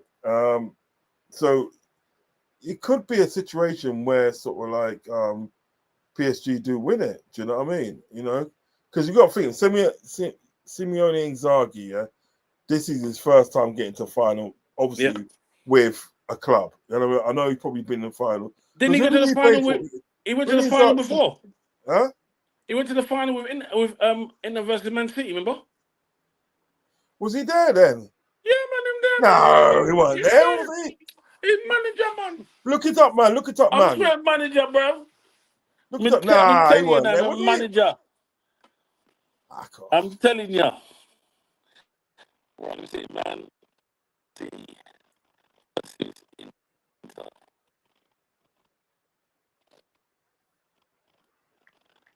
Okay, man.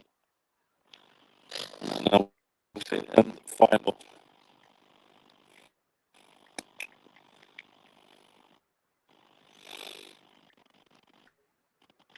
Where is this?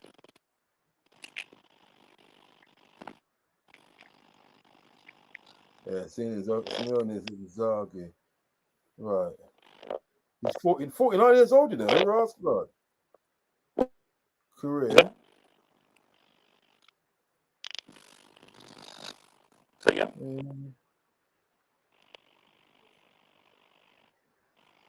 How long has he been at? Currently, he's at. Wait, the manager, bro. Eh? No, man. I'm trying to get Italy. Senior career. I'm trying to find it. Yeah. Yeah, because he played for. Yeah, he played for Atalanta and Sampdoria, and Lazio. He played for as well. Yeah. That's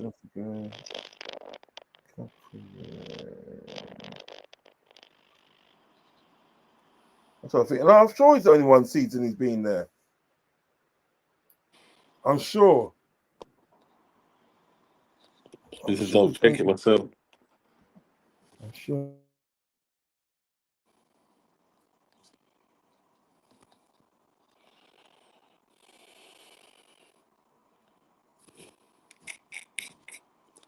June 23. Except all.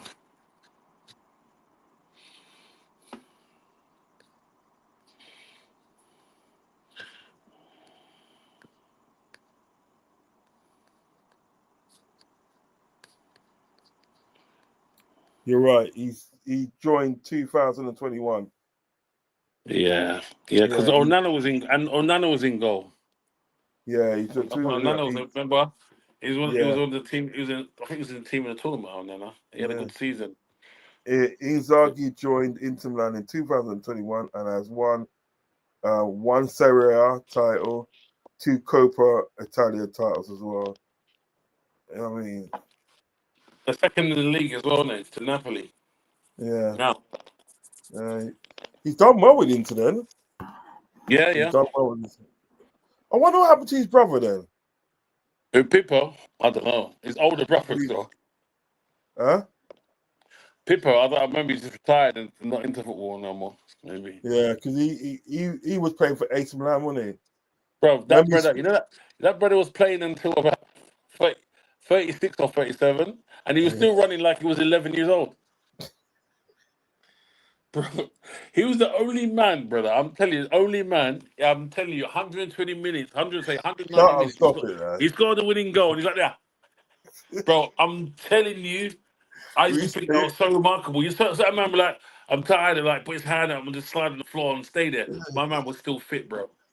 Do you remember he scored that goal against us in 2007 in the final? Yeah. Fuck, I was gutted, bro. Because that was literally at the day sort of like typical like AC Milan play when he just got played through. Yeah. Reina comes out, he takes the ball around Reina and just slips it in back of the net. Bro, this and Pippo Inzaghi, I think I've heard it from when the Italians, the defenders, obviously they're the ones that the specialists are defending.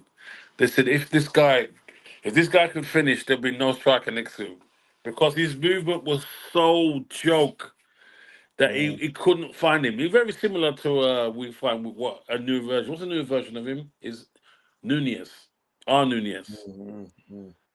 Darwin Nunez he obviously can't finish it to save his life, but his movement and his running, his physicality is good. But with Pippo Inzaghi, he wasn't really big, but his movement was so crazy that the defenders hope when he had a chance to miss.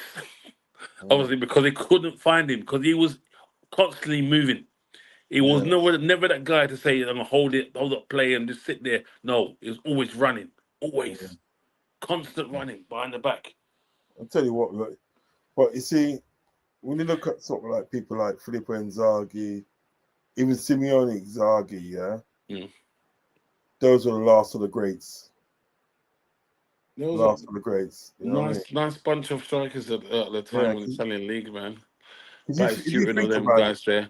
Oh, you know, I saw the other day when he went to the ground. I almost had a tear in my eyes. Like, oh my god, I forgot you, man. Marco Del Vecchio. No, stop it now. Del Vecchio. I was like, oh my god. Remember, my man's got grey hair now. Like, man, we're getting old, man. He was another striker, boy. Yeah, he was. Marco Del Vecchio. He was heavy back in the day, man. Del Vecchio, boy. No, see, they don't make him like they used to, bro. No. They don't It's make him like all, they used to. it's all systems now, brother. Systems and I'll tell you something. If you remember at the day, right? yeah. The Italian league, it was the most scariest league out, you know. Yeah, it's You know still what I mean? still now. You know what I mean? No, It's like when you look at if you somebody go if you go to great. the errors, right? If you go to the errors, right? Errors and put all if they had all had a tournament, right? And you bring your best, say your best 11 or your best teams to this tournament. That Italian league, it'll be hard to break them down, you know. Of course, it You was hard. think you think Cristiano Ronaldo did score on them man there? You think Salah will come in cutting with his left foot? Are you You're mad? They mad. finished you, bruv. Your ankle's broken in the second game, bruv. In the second half. Are you serious? The They thing would is not allow about you to do that. Are you mad? the thing is about Italian football, Mm. right? They've always Yeah. been known to have the best of the best when it comes to players. You know what Yeah. I mean, and people love going to Italy because it was all technical, right? Yeah. So the game was a bit more slow. It's quicker. It's more entertaining. You know what I mean? It's Yeah, entertaining. because it But was more slow. Serie It A was was like is two-man playing chess, bro. That's what it was. Yeah, because it was more slow. So what it is, that you got a chance to show your skill, got a chance to work. Yeah. Come look at David Platt. From the time he went Yeah. to Sampdoria, he never came back. Yeah. He never came back. Yeah, that was him. That was done. And he used Yeah, to play. a good footballer there, man. He was a good footballer there. Yeah, because he used to play alongside thing that the what's that So guy? Lombardo and all them guys there. Lombardi, you know, stuff like that. Yeah. No, Mancini. Mancini, yeah. Him and Mancini like that. They're still friends, isn't it? Yeah, they're like that. Yeah, They're they're still close. friends. That's Close. why they was when he was coaching at Man City, he was there, and he was his right hand man, isn't it? David Platt Let was me there. show you something. Yeah, this is the ultimate. This is the ultimate respect. Yeah, when Fabio Capello in the day was managing England, right? Mm. You know, he used to manage Juventus, didn't he? He used to manage Juventus. Yeah. And I think he used to manage Juventus at a time when when Lilian Thuram was there. Remember? Yeah. Lilian Thuram. And he was a baller for Juventus, yeah? Yeah. So anyway, they're playing Ghana, you know what I mean? England are playing Ghana, and Fabio Capello was obviously the manager. And Fabio Capello was like talking to somebody, yeah? And you see Lilian Thuram come up. Mm. And he went to sort of like Fabio Capello, and must say sort of like how are you? But he said it in Italian. Mm. And he goes, and like, when Capello spotted him, went Benny like that, Yeah. and he just hugged him. He forgot about who he was talking to, you know. Yeah. He literally forgot about who he was talking to, and he hugged him like that, and then started talking and this and that. Do you know what I mean? That's what we call ultimate respect and everything, that, right? Yeah, of course, man. You can see it in days like when Lilian Thuram at the day was at sort of like Juventus, obviously playing as you know, Capello was his manager. You could tell that they had a really good working relationship. Do you know what I mean? And Yeah. respect. Do you know what I mean? Of course, it was him and Cannavaro in defence, bro. That was what a Cannavaro, you know. What that? That's how you beating that, bro? Passato left back, Zambrotta right back, and then the centre backs. That was match made in heaven, bro. Remember, you had Edgar Davids, that? you know. Edgar Davids in midfield, you know. Yeah, how would you get past that? This is what I'm saying. If you bring out all their best man now, let them play against them of the same age. Their man will leave the pitch crocked. Like, boy, we just went to war. Did we just go to war or we play a football match? Yeah. They've been limping, bro. Well, do you remember in the day, sort of like obviously Gerard has all these bloody charity matches in there. Yeah. And one of them we invited sort of like Perla. Yeah. Perla's playing in the pitch like he's 20 years old, you know. and he was 40 that time. That he was 40. Still a don. And he got this free kick, yeah. And he took this free kick and he scored from this free kick. It was like he never left the pitch. So I was doing a charity. Yeah. Listen, No, I guarantee you, his face didn't change. You know, I know you just got one question. This one of them brothers, it was minimum effort, and he didn't really need to smile or anything. It just even. Can you remember when England played Italy, and he Panenka heart, bro? It was the most evilest, bro. Watch what my man did. His face was like when they showed his face, yeah, for the Panenka, just kept the camera on his face. Yeah, he knew the ball was going in, bro. It was normal. It was like his face didn't change. Right, it was normal. Like it's gonna. I've no inkling it's not gonna go in. I'm gonna chip this ball. This guy's gonna dive the other way like a dickhead because he's running up his gums. And I'm gonna chip it right in the middle, and I'm just gonna pull my hair back and just go like that. Right, bro. I'm gonna make a move now, bro. God. So I'll catch you probably tomorrow on Monday. Yeah. When I'm back to preview. Yeah. So obviously this time that time, bro. Yeah, I'll be up. I'll be up. Big One up, of the Saturdays, I was like, you know what? I'm just gonna give me this kit for a couple of, a nice little kit, man. Bro, was I wrong? I don't think I'll sleep tonight now because of it. Big up, bro. Big up. Bless, bro. Have a good one. Take care, bro. Peace. All right, guys. I am off. It's hot. I'm hot. Yeah. So, guys, please hit the like button and subscribe button and notification if you can watch it every day. Take care. Love and respect. Bye-bye now. Take care.